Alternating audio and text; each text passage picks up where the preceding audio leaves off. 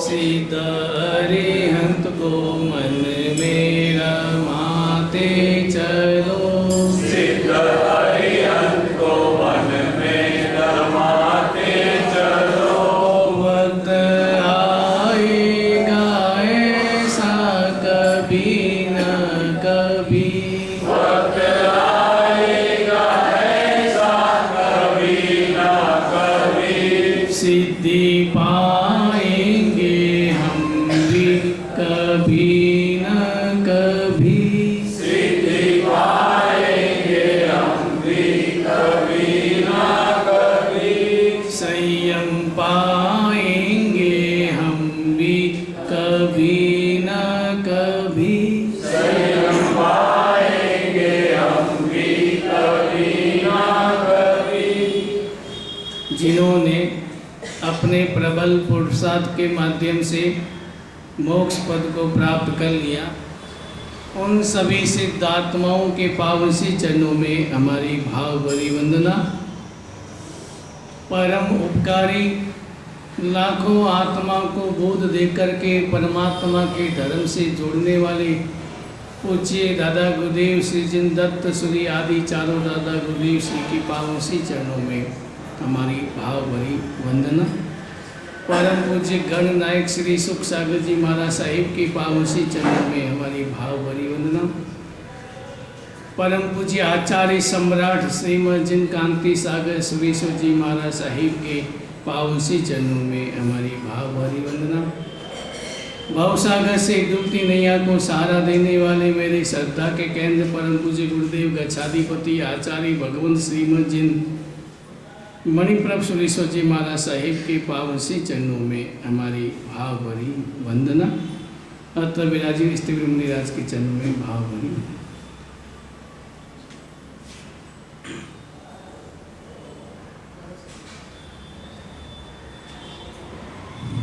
हमारा छोटा सा जीवन,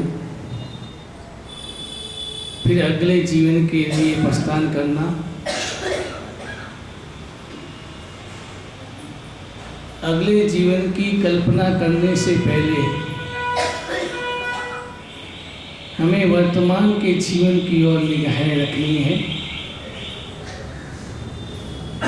क्योंकि वर्तमान का जीवन ही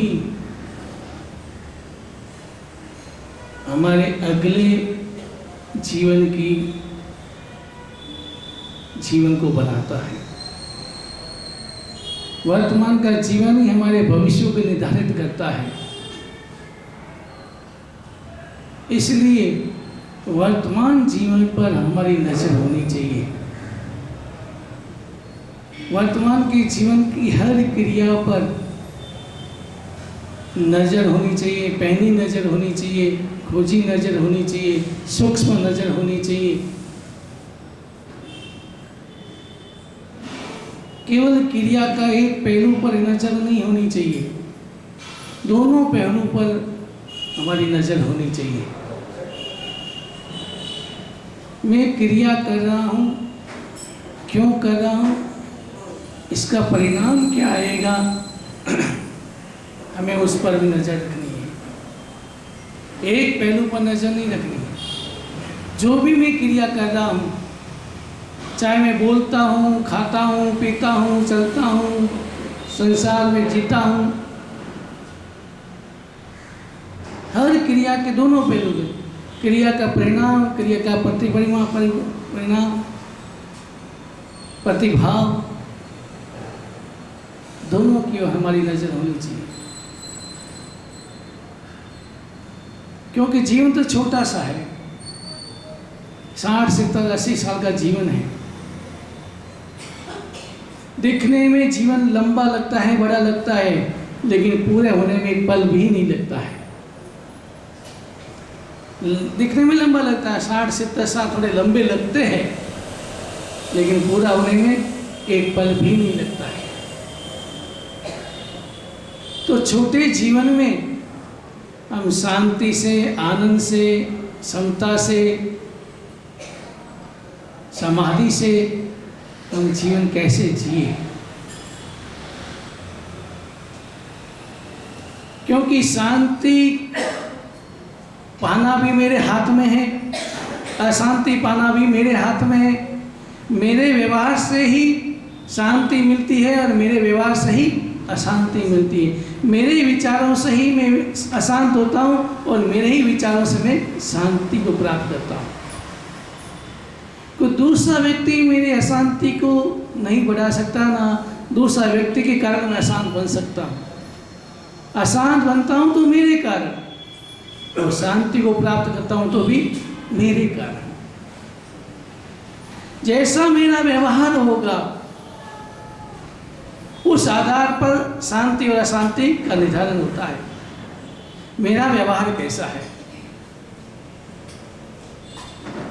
मैं परिवार में या समाज में मेरा व्यवहार कैसा है। अगर मेरा व्यवहार अच्छा है तो मैं शांति को प्राप्त करता हूँ, आनंद को प्राप्त करता हूँ, हर्ष उल्लास से मेरा जीवन बीतता है। और अगर मेरा व्यवहार अच्छा नहीं है तो मैं अशांति को प्राप्त करता हूँ। इसलिए ये छोटी सी जिंदगी है, 60, 70, 80 साल की जिंदगी है। इस जिंदगी में तनाव क्यों, किस लिए, क्यों लड़ाई झगड़ा, क्यों तेरा मेरा, क्यों नहीं शांति और समता से जीवन जिए। क्योंकि मेरा वर्तमान का जीवन ही मेरे भविष्य को निर्धारित करता है। जैसा मैं वर्तमान में जीवन जीता हूँ उसका परिणाम, उसके आधार पर ही मेरा भविष्य का निर्धारित हो। तो मैं इस तरह से जीवन जीऊँ, इस तरह का व्यवहार करूँ, इस तरह का आचरण करूँ, ताकि मेरा भविष्य, वर्तमान में भी मैं शांति को प्राप्त करूँ और मेरा भविष्य भी उज्जवल बना सकूँ। क्योंकि वर्तमान के आधार पर ही भविष्य निर्धारित होता है। भूतकाल के आधार पर वर्तमान में आपको मिल रहा है, जो भी मिल रहा है वो किसके आधार पर, भूतकाल के जीवन के आधार पर। आपने भूतकाल में जैसा जीवन जिया उसका परिणाम अच्छा या बुरा वर्तमान में मिलता है। अगर आपने गलत किया, गलत जीवन जिया तो उसकी सज़ा पाप के रूप में मिलती है। और अगर आपने अच्छा जीवन जिया उसके बदले में आपको इनाम के रूप में सुख मिलता है। तो मेरा वर्तमान पर मेरी नज़र होनी चाहिए। मेरा जीवन ऐसा होना चाहिए कि मेरा वर्तमान भी सुख में बीते और मेरा भविष्य भी सुख में बने। उसके लिए चिंतन बहुत जरूरी है। चिंतन जरूरी है। जो व्यक्ति चिंतन करता है कि मेरी छोटी सी जिंदगी है, फिर मैं किस लिए अशांति में जीता हूँ, किस लिए ऐसा वातावरण में पैदा करता हूँ जिस वातावरण के कारण मेरे भीतर में अशांति होती है। क्योंकि वातावरण निर्माण करने वाला कौन है? व्यक्ति स्वयं है। जैसा व्यक्ति वातावरण निर्माण करता है उसके आधार पर सुख और दुख, आनंद और अशांति मिलती है। इसलिए हमारा घर का वातावरण कैसा हो, क्योंकि शांति बाहर में व्यक्ति प्राप्त नहीं कर सकता। शांति का आधार है घर। घर में व्यक्ति अगर व्यक्ति को शांति मिलती है तो उसका जीवन आनंद और उल्लास से बीतता है। अगर घर में शांति नहीं है, घर का वातावरण अशांत है, तो व्यक्ति बाहर में शांति को प्राप्त नहीं कर सकता, बाहर में वो शांति से जी नहीं पाता। घर का वातावरण में शांति है, वातावरण अच्छा है, प्रेम भरा वातावरण है, एक दूसरे के सुख दुख को देखते हुए व्यक्ति जीवन जीता है। इसलिए घर को बाजार मत बनाओ, घर को बाजार मत बनाओ।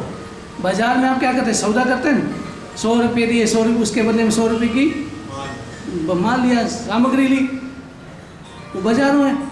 वो वातावरण घर को, घर में बाजार मत बनाओ, यानी वो ऐसा वो करेगा तो मैं उसके बदले वो करूँगा, वो मुझे ये करेगा, ऐसा व्यवहार करेगा मेरे साथ तो मैं उसके साथ ऐसा व्यवहार करूँगा। ये क्या बन गया, घर में बाजार बन गया। आपने घर को बाजार बना दिया। घर में बाजार में सौदा करते हैं, वैसे घर में सौदा करने लगे आप कि वो ऐसा करेगा तो मैं वैसा करूँगा। नहीं, घर को बाजार नहीं बनाना है। घर में मुझे दूसरों के व्यवहार को नहीं देखना है, घर में तो मुझे अपने व्यवहार को देखना है। क्योंकि दूसरों से प्राप्त करना मेरे हाथ में नहीं है, लेकिन मैं दूसरों को दे सकता हूं, मेरे हाथ में। दूसरों से प्राप्त करना हमारे अपने हाथ में है क्या? अपनी कह सकते हैं कि उससे मेरा ये, मुझे ये ऐसा व्यवहार करे या मुझे ऐसा बोले, मेरे साथ ऐसा अच्छा आचरण करे, वो अपने हाथ में है क्या? नहीं है। लेकिन मैं उसके साथ कैसा व्यवहार करूं, मैं उसके साथ क्या बर्ताव करूं, वो मेरे हाथ में। और मुझे मेरे व्यवहार को, मेरे आचरण को, मेरे वक्तव्य को उस प्रकार का बनाना है कि सामने वाले को शांति मिल सके। दूसरों से शांति प्राप्त करना मेरे हाथ में नहीं है, लेकिन दूसरों को शांति पहुंचाना वो मेरे हाथ में है। तो मुझे दूसरों को शांति पहुंचे, ऐसा ही मेरा व्यवहार हो, ऐसी मेरी भाषा हो, ऐसा ही मेरा आचरण हो, ऐसा ही मेरी प्रतिक्रिया हो। लेकिन वर्तमान में हम क्या करते हैं, हम ये चाहते हैं कि दूसरा मुझे शांति पहुंचाए, मैं दूसरों को शांति पहुंचाऊं, उसकी वो चिंता नहीं करता। दूसरों का व्यवहार मेरे साथ ऐसा होना चाहिए, लेकिन मेरा व्यवहार उसके साथ कैसा हो, उसकी वो चिंता नहीं करता। और इसी कारण घर में अशांति है। अशांति का मूल कारण यही है, व्यक्ति दूसरों से अपेक्षा करता है, लेकिन खुद उसके लिए कुछ नहीं करता है। इसलिए घर का वातावरण अगर शांति में, आनंद में होगा तो व्यक्ति बाहर जहाँ कहीं भी जाएगा तो उसका मन प्रसन्नता से भरा रहेगा, वो समता और शांति से जीवन जिएगा, दिन बिताएगा। और अगर घर से लड़ झगड़ के निकला है व्यक्ति तो जहाँ भी जाएगा, चाहे वो मंदिर भी आ जाएगा, मंदिर में खड़ा है, भगवान सामने, लेकिन भगवान नजर नहीं आएंगे। क्यों नहीं आएंगे? क्योंकि बीच में पर्दा आ गया। किसका? कसाईयों का, विचारों का पर्दा आ गया। उसने मुझे ऐसा कहा है, मैं उसको जब तक उसे ऐसा नहीं करूँगा, जब तक उसको बदला नहीं लूँगा, तब तक शांति नहीं मिलेगी। कभी कभी विचार करना, मैं कभी विचार करता हूँ, सामने वाले ने गाली दी, आपको क्रोध आया, वो तो गाली देके भूल गया, उसके मन में कुछ नहीं रहा। लेकिन आप अगर उस गाली को याद करके कसाई भाव में जीते रहेंगे तो नुकसान किसका है? स्वयं का है, उसका कुछ नहीं बिगड़ेगा। लेकिन मैं उस बात को पकड़ के याद करता रहूँगा तो कर्म बंधन करता रहूँगा। लेकिन घर से लड़ झगड़ के निकलेगा तो मंदिर में जाएगा तो भी परमात्मा नजर नहीं आएंगे। वो बोली प्रार्थना भी करेगा, वो ठेलते रहेंगे, लेकिन प्रार्थना में प्राण नहीं होते। और ज़्यादातर प्रार्थना हमारी ऐसी होती है, प्रार्थना होती है लेकिन प्रार्थना में प्राण नहीं होते, भाव नहीं होते, श्रद्धा नहीं होती है। प्रार्थना करेंगे, प्रार्थना अच्छी से अच्छी करेंगे, लेकिन उस प्रार्थना में भाव प्राण नहीं होते। और जब तक प्रार्थना में प्राण नहीं होंगे, भाव नहीं होंगे, वो प्रार्थना केवल शब्द बन के ही रह जाता है, वो परमात्मा तक पहुंच नहीं पाती, वो प्रार्थना परमात्मा तक नहीं पहुंचती। और जिस दिन हमारी प्रार्थना परमात्मा तक पहुंच जाए तो समझना मेरा जीवन का बेड़ा पार हो गया। क्योंकि परमात्मा तक प्रार्थना कब पहुंचेगी? जब आपके भीतर उल्लास भाव होंगे, परमात्मा को परमात्मा समझेंगे, साक्षात परमात्मा समझेंगे। सामने मेरे साक्षात परमात्मा बैठे हैं। समूह शरण की कल्पना आती है हमारे भीतर में। अगर समूह शरण की कल्पना आ जाए कि समूह शरण लगाए, परमात्मा सामने साक्षात विराजमान है और मैं वैसे ही परमात्मा से वार्तालाप कर रहा हूँ, ऐसे भाव कब आएंगे? जब भीतर में श्रद्धा होगी, और श्रद्धा हुई तो सम्यक हो जाता है। और सम्यक तो आत्मा परमात्मा से अगर प्रार्थना करता है, उसमें प्राण होते हैं, वो प्रार्थना परमात्मा तक पहुंचती है। और परमात्मा तक पहुंची प्रार्थना ही आपकी कर्म निष्ठा करती है। तो मन कहाँ लगेगा, कब लगेगा? जब घर का वातावरण शांत होगा। अब यहाँ लड़ झगड़ के सासू भाई के घर में परेशान, लड़ाई झगड़ा परेशान हो गई, यहाँ के बैठ गई सामयिक लेके, लेकिन अब क्या सामयिक में मन लगेगा? संभाव रहेंगे, समता रख पाएंगे?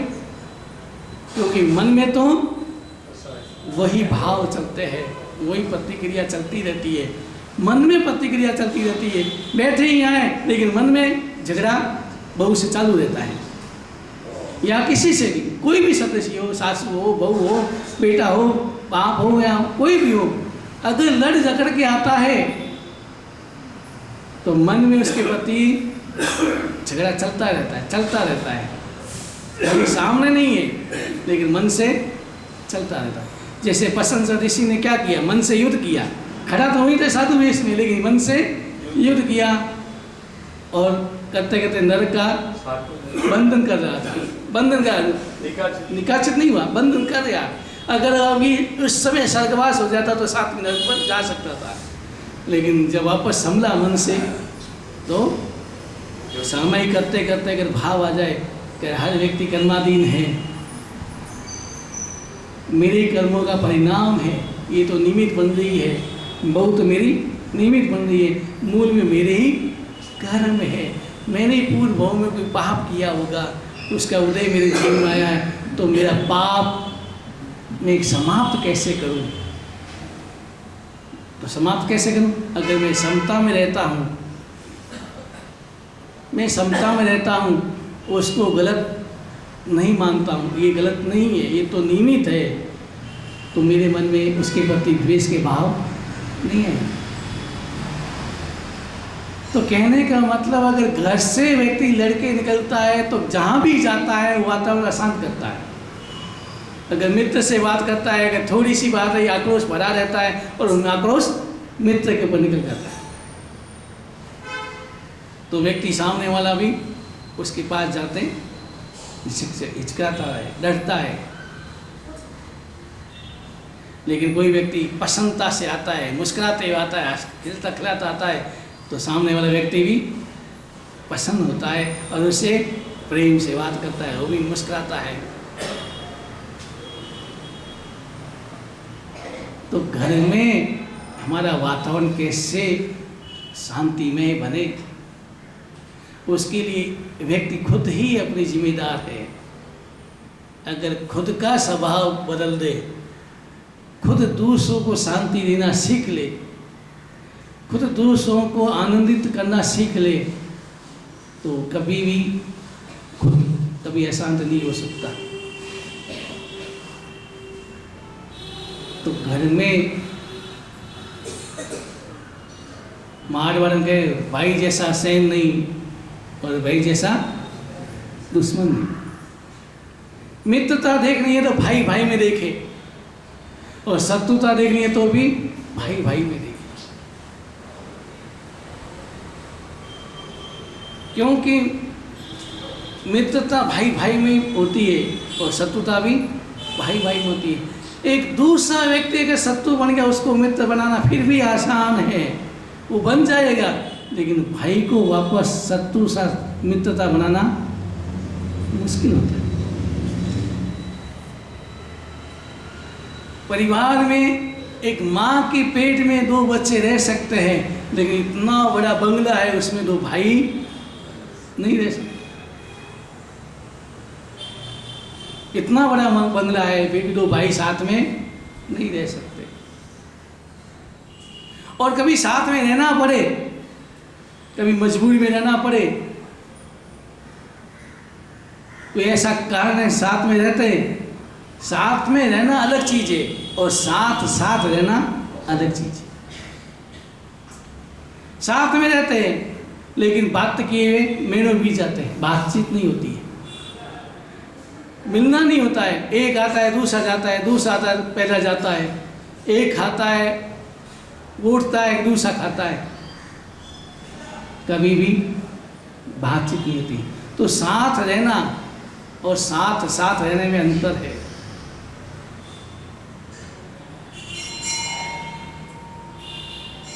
तो भाई भाई, बड़ा भाई अगर छोटे भाई को डांटता है, गुस्सा करता है, तो गुस्सा उसी पर किया जाता है जिस पर प्रेम होता है। जिसके प्रति प्रेम नहीं है तो उस पर गुस्सा भी नहीं होता। तो कभी मैं ये कहता हूँ, कभी परिवार के सारे सदस्य रोज नहीं तो हर रविवार को सामूहिक भोजन करें और वार्तालाप करें। 10 आधा घंटा आपस में वार्तालाप करें, 5-7 साथ बैठे वार्तालाप करें, तो उससे आपका प्रेम बढ़ता है। और जिस घर में कभी पास में साथ में बैठते नहीं हैं, साथ में खाते नहीं हैं, भले साथ साथ रहते हैं लेकिन साथ साथ होते नहीं। घर में रहना अलग चीज़ है। घर तो ईंट चूनों से बनता है, वो घर घर नहीं होता है। जो घर केवल ईंट और चूनों से बना वो घर नहीं होता है। घर का निर्माण तो घर के सदस्य करते हैं, परिवारजन करते हैं। परिवारजन मिलके घर बनाते हैं। मकान और घर में यही अंतर है, मकान ईंट चूनों से बना लेता है और घर अपने परिवार के सदस्य का निर्माण करते हैं। उनके घर में घर का वातावरण कितना अच्छा है, इस घर में प्रेम कितना है। मकान में प्रेम नहीं कहेंगे, कहेंगे मकान में प्रेम है, नहीं, घर में प्रेम। तो घर का निर्माण कौन करता है? परिवार के हम सब मिलके, सदस्य मिलके करते हैं। तो सदस्य मिलके घर का निर्माण करते हैं और साथ रहते हैं। तो केवल साथ ही नहीं रहना, मुझे साथ साथ रहना है।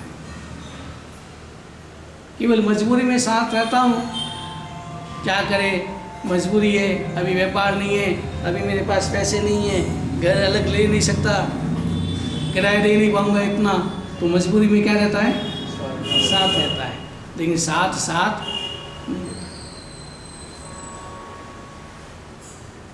तो एक बड़ा भाई अगर छोटे भाई को डांटता है तो समझना कि बड़े भाई के मन में छोटे भाई के प्रति प्रेम है। और अगर छोटा भाई ये समझ ले कि मेरा भाई मुझे डांटता रहता है, तो वो आगे नहीं बढ़ पाता है। और फिर अगर बड़े भाई के मन में छोटे भाई के प्रति उदासीनता के भाव आ गए, तो फिर वो उस छोटे भाई की नज़र भी नहीं डालेगा। तो क्या कर रहा है, क्या नहीं कर रहा, वो जाने, उसका काम जाने। और जब ऐसे भाव आ जाते हैं उदासीनता के, तो समझना छोटे भाई का भविष्य उज्जवल नहीं बन सकता। एक शिष्य को गुरु डांटता है, फटकारता है, मारता है, तो समझना गुरु के मन में उसके प्रति प्रेम के भाव है। और अगर गुरु महाराज के मन में उदासीनता आ गई, तो शिष्य का भविष्य अंधकार में चल जाता। उदासीनता आगे हो, मैं वो जाने उसका काम जाने, ये उदासीनता, और ये उदासीनता बहुत खतरनाक होती है। इसलिए बड़े अगर आपको डांटते हैं, फटकारते हैं, तो समझना मेरे प्रति उसका प्रेम है। जब उदासीनता आगे छोटा भाई समझता है क्या बात है, मेरे बड़े भाई ने मैं इतनी गलती की तो मुझे डांटा नहीं, क्या हुआ। अगर बड़े छोटे भाई के मन में बड़े भाई के प्रति आदर के भाव होते या सम्मान के भाव होते, तो अगर ऐसा व्यवहार होता है तो तुरंत बड़े भाई के पास पहुंचता है कि भैया क्या हुआ, आप मैंने इतनी गलती, आपने कुछ कहा ही नहीं, आपने मुझे डांटा ही नहीं। तो बड़ा भाई फिर वापस उसके प्रति प्रेम के भाव भी आ सकते हैं। लेकिन अगर बड़ा भाई नहीं कहता है क्या हुआ, मैंने ऐसा डांटा, ऐसा सुनाया कि अब बोलना भी छोड़ दिया, अब डांटना छोड़ दिया, अगर ऐसे भाव आ गए तो नुकसान किसको है, खुद को ही है, खुद के जीवन को है, खुद का भविष्य खतरे में पड़ सकता है। क्योंकि आप गलती करेंगे, छोटी गलती करते हैं, धीरे धीरे हुई गलती बड़ी हो जाती है, और जब बड़ी हो जाती है तो उसका परिणाम अच्छा था या बुरा, बुरा ही आएगा। इसलिए चाहे पिता हो, चाहे भाई हो, कोई भी व्यक्ति बड़ा हो, अगर हमें डांटता है, हमारे पर आक्रोश करता है, तो समझना उसके मन में मेरे प्रति प्रेम है, उसके दिल में मेरे लिए जगह है। और अगर केवल बोल दिया, वो सब बोल दिए बस, और कोई लेना देना नहीं, ना डांटना है, ना आक्रोश करना, ना कुछ करना, ना, तो समझना उसके मन में आपके प्रति प्रेम नहीं है। दो व्यक्ति आप किसको पसंद करेंगे, एक वो व्यक्ति जो आपके सामने मीठा बोलता है और पीछे आपकी निंदा करता है, एक वो व्यक्ति जो आपके सामने कड़वा बोलता है और पीछे आपकी प्रशंसा करता है, मीठा बोलता है। आपको कौन सा व्यक्ति पसंद होता है? लेकिन वर्तमान में ऐसा नहीं है। आपका वर्तमान का विचार चिंतन ये नहीं है। वर्तमान में तो आपके सामने मीठा बोलता है वो अच्छा है, भले पीछे आपकी निंदा करे, पीछे आपको गालियाँ दे, वो चलेगा, लेकिन सामने अच्छा बोलता है, वो आपको अच्छा लगता है। और जो व्यक्ति मुंह पर कड़वा बोलता है और पीछे आपकी प्रशंसा करता है, वही व्यक्ति आपका हितैषी होता है। हमें यही चिंतन करना है, भले मुंह पे मुझे कड़वा बोलता है, थोड़ी देर के लिए मुझे बुरा लगता है, लेकिन वास्तव में वही मेरा हितकारी है, वो मेरा हित को देखता है,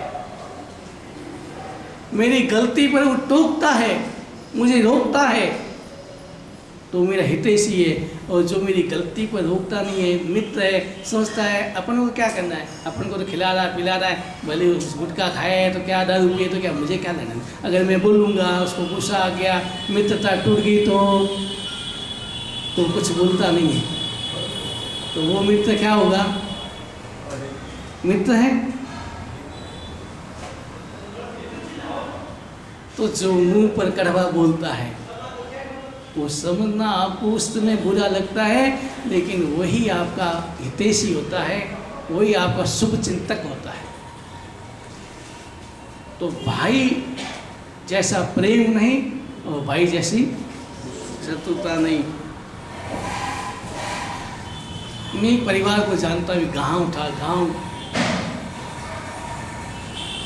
छोटा गांव, सब बड़ा गांव, छोटा भी नहीं था बड़ा भी नहीं था। उस घर में दो भाई रहते थे,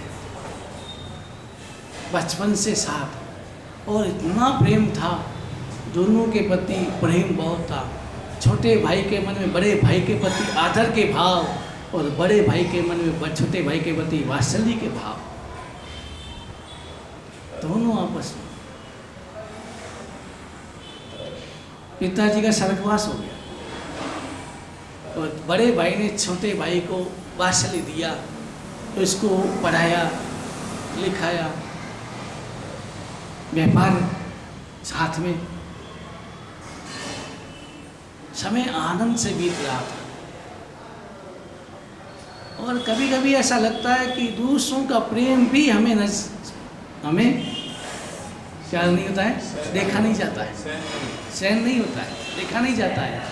वो इसके प्रेम में कैसे रह रही है, इनका इतना प्रेम क्यों है, वो देखा नहीं जाता।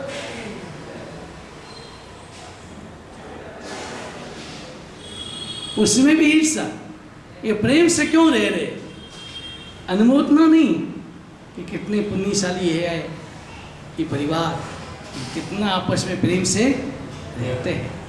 अनुमोदना नहीं करेंगे, मन में ईर्ष्या के भाव आएंगे, ये प्रेम से कैसे रहते हैं। तो क्या प्रेम से रहना गलत है? क्या चाहते हैं आप? प्रेम से रहना गलत है? लड़ाई झगड़ा करें अच्छा लगता है, वो आपको अच्छा लगा, लेकिन हमारी मानसिकता ऐसी बन गई। दोनों में बहुत प्रेम था और छोटे भाई बड़ा हुआ, व्यापार करना सीख लिया, तो बड़े भाई ने छोटे भाई की शादी भी कर दी। साथ में रह रहे, आनंद से रह रहे। अब बड़े भाई के बच्चे भी हो गए, छोटे भाई के बच्चे हो गए, तो बड़े भाई ने सोचा कि अपना प्रेम तो अभी तक प्रेम है, अब बच्चे हैं, आने वाले समय में क्या होगा, इसलिए अभी से ही अपन बंटवारा कर लेते हैं। छोटे भाई ने जो ही सुना, छोटा भाई बोला, भाई क्या बात कर रहे तुम, ये सोने चांदी के टुकड़े का बंटवारा हो सकता है, लेकिन प्रेम का बंटवारा नहीं हो सकता। सोने चांदी के टुकड़े में क्या है, मुझे सोने चांदी के टुकड़े नहीं चाहिए, मुझे तो आपका प्रेम चाहिए। जिस भाई के मन में ऐसे भाव हो, वो घर कभी नरक नहीं बन सकता, वो घर हमेशा स्वर्ग बना रहता है। और जिसके मन में स्वार्थ आ जाता है, वो सोने चांदी को टुकड़े को महत्व देता है, तो घर नरक बन जाता है, वो घर स्वर्ग नहीं रह पाता।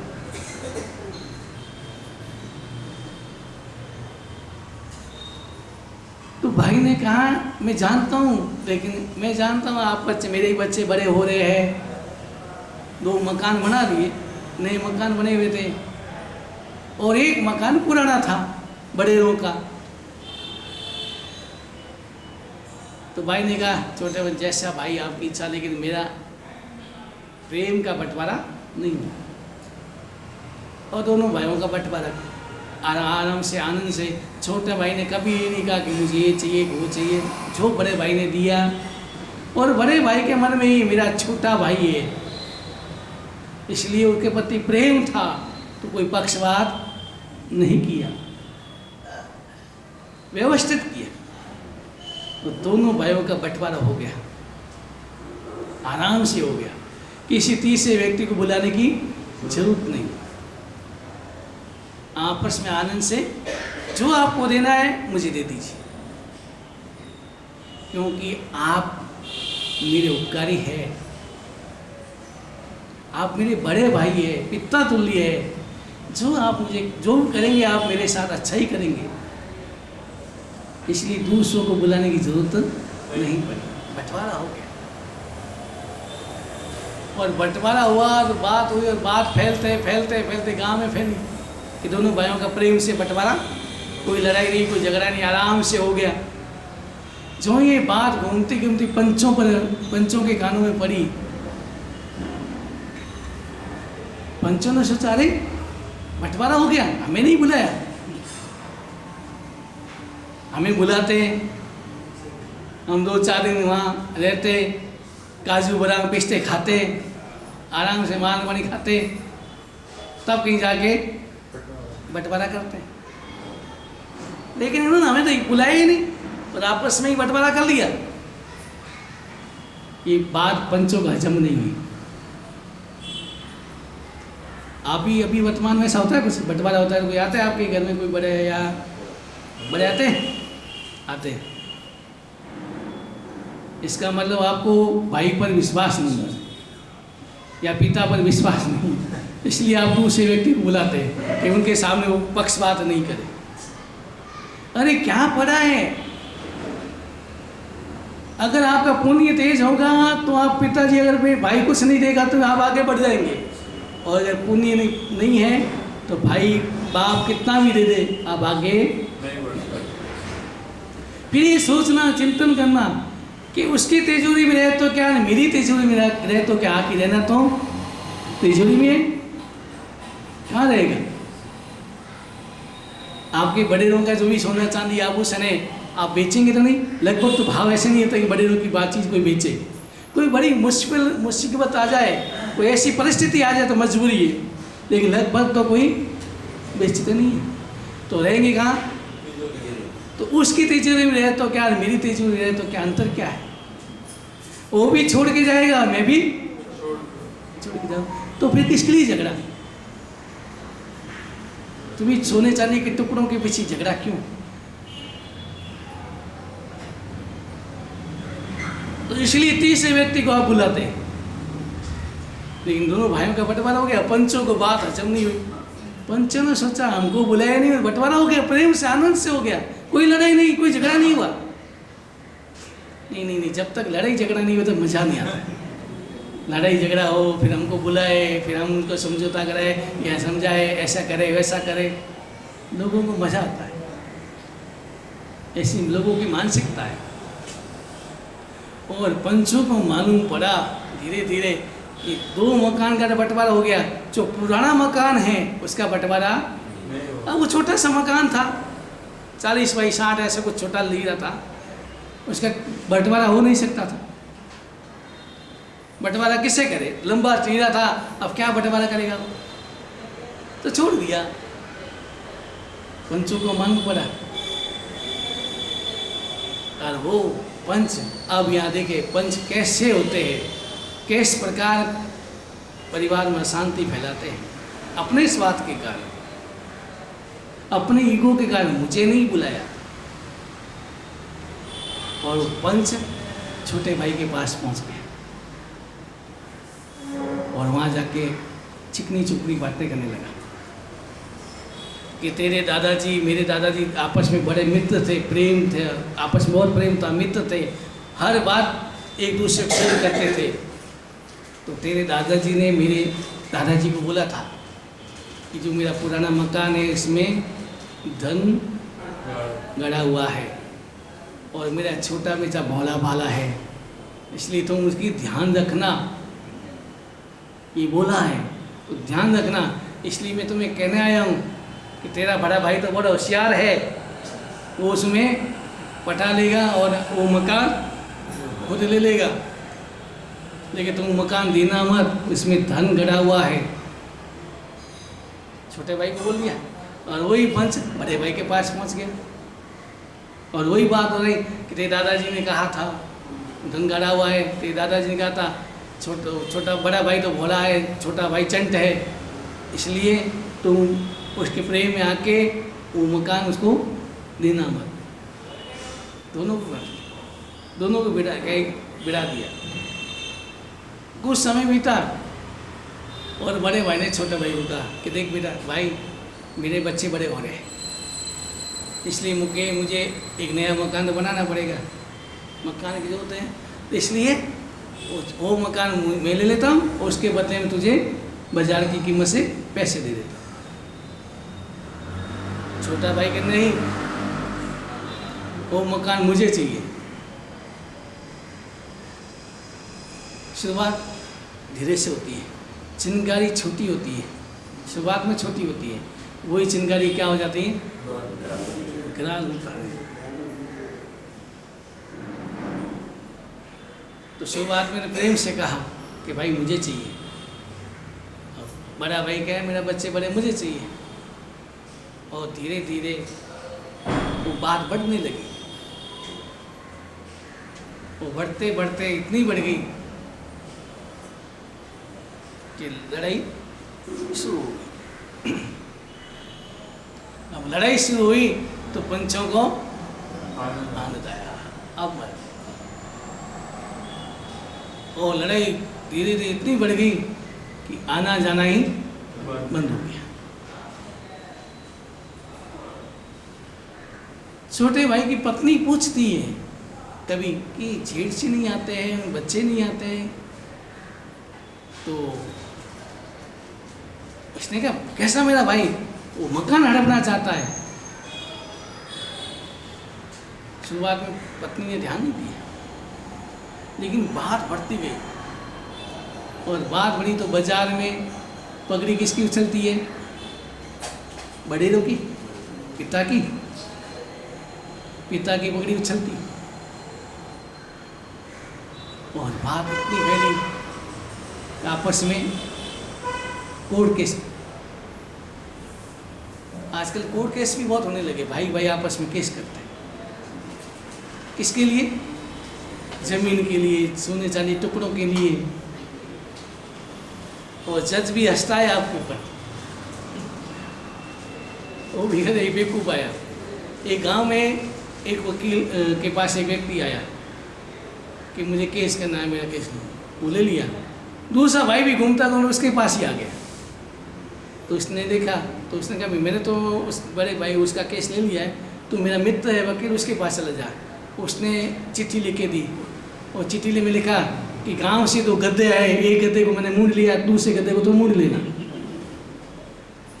जो वो चिट्ठी पढ़ी उसने कहा क्या वो हमें गधा समझते हैं, मुझे गधा मानते हैं? अरे गधा ही बनना है तो बड़े भाई का ही बन जाओ ना, दूसरों का क्यों बनूं? गधा बना दूसरे बड़े भाई के बन जाता हूँ।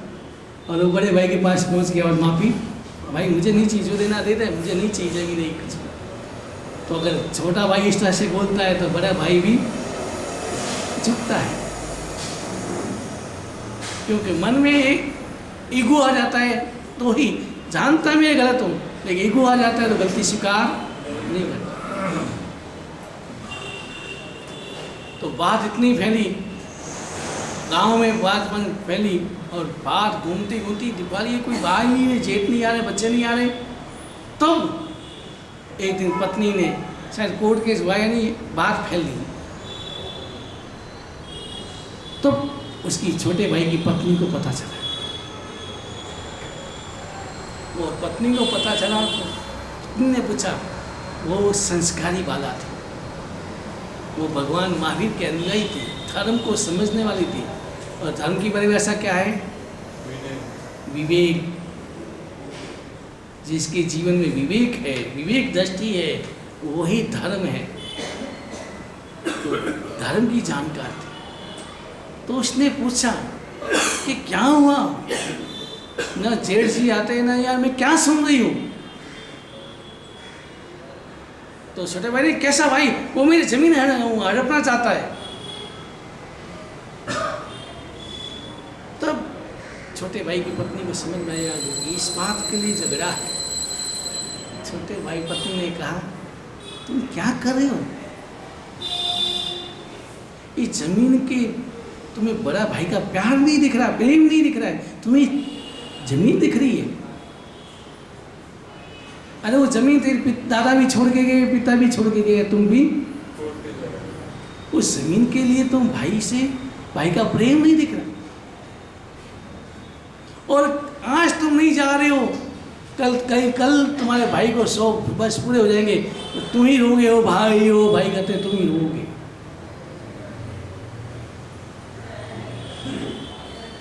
तुम्हें अपने बाप का खून नजर नहीं आया, तुम्हें चिंता है अपने खून की।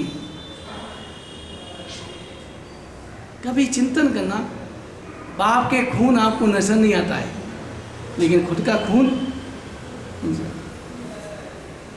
एक खून है।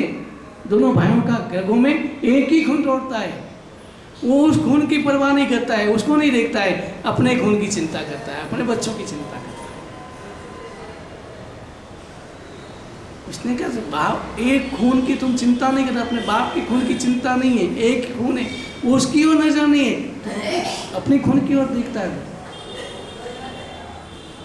मुझे नहीं चाहिए मकान का, मुझे चाहिए प्रेम, बड़ों का प्रेम, बड़ों का आशीर्वाद चाहिए, मुझे मकान नहीं चाहिए। इसलिए जाओ बड़े भाई के पास और क्षमा याचना करो। ऐसी वर्तमान में पत्नी है कोई? होगी, कोई कोई तो होगी, कोई को तो धर्म की जानकारी होगी।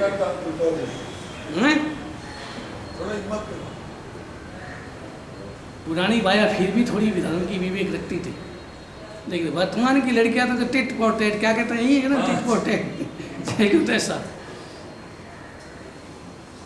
लेकिन वो परमात्मा की है नहीं। उसने कहा मुझे मकान नहीं चाहिए, मुझे बड़ों का आशीर्वाद और प्रेम चाहिए। याद करो तुम्हारा बचपन कि दोनों भाइयों का प्रेम कितना होता था। कोई छोटा भाई अगर बड़े भाई के सामने छोटे भाई को कोई मार दे, डांट दे, तो बड़ा भाई उसे झगड़ बैठता, उसको कहने नहीं देता था, उसको उंगली पकड़ के लेता था, उठा के भी ले जाता है। भाई भाइयों का प्रेम तो बहुत होता है, लेकिन भाई भाइयों का प्रेम तोड़ते कौन? बीच में दीवार कौन बनते हैं?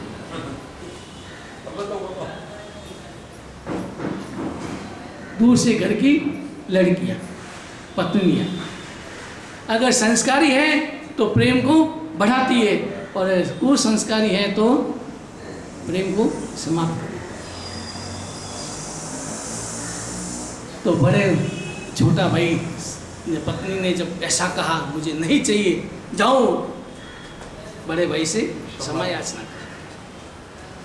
बड़ा भाई सुबह सुबह का समय, बड़ा भाई सामने बाहर घर में ऊँट सीढ़ियाँ चढ़ के सामने बैठा था, और छोटा भाई सीढ़ियाँ चढ़ रहा है। बड़े भाई की नज़र छोटे भाई को पड़ी, तो बड़े भाई को छोटे भाई का बचपन याद आ गया। कैसे वो धीरे धीरे चढ़ता था, मैं उसका ध्यान रखता था, उंगली पकड़ के चढ़ाता था। बड़े भाई को छोटे भाई का बचपन याद आ गया। वो छोटा भाई तेजी से चला है, और तेजी से चल के भाई के चरणों में गिर जाता है, और आंखों में आंसू बहाता है, पक्षाल करता है कि भाई मेरी गलती होगी, मुझे मकान नहीं चाहिए, मकान आप ही रखो, मुझे मकान नहीं चाहिए, मुझे तो आपका प्रेम चाहिए। जब छोटा भाई को चरणों में गिरे देखता है तो वो उठाता है कि नहीं नहीं, गलती मेरी है, मैं बड़ा था, मुझे चाहिए। छोटे भाई की इच्छा पूरी करनी थी, मुझे तुमको मकान दे देना था, गलती अब देख लो। पहले गलती आपस में लड़ते थे, किसके लिए? वो कि मैं चाहिए, वो मुझे चाहिए। लेकिन आज वो कह रहा है गलती मेरी है, वो कह रहा है गलती मेरी है। दोनों आपस में क्षमा याचना करने लगे, और दोनों आपस में गलतियाँ माफ़ी मांगने लगे। बड़ा भाई के मकान मुझे नहीं चाहिए, छोटा भाई के मकान मुझे नहीं चाहिए। दोनों ने देखा मकान छोटा ही था, लेकिन उन्होंने मकान चाहिए नहीं, तो आज वो मकान, आज भी वो मकान उपवास सा बना हुआ है, भेंट दे दिया संघ, हमको नहीं चाहिए।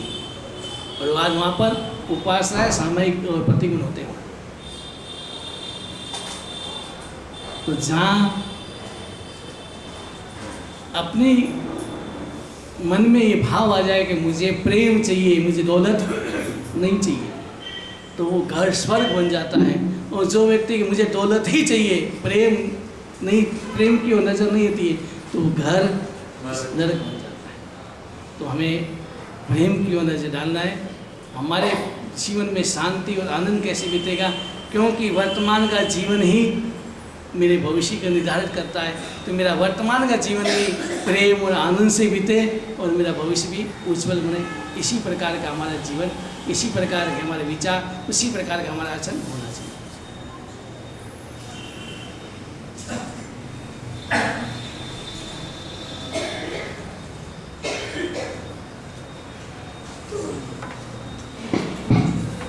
बोलो पुरुषार्थाने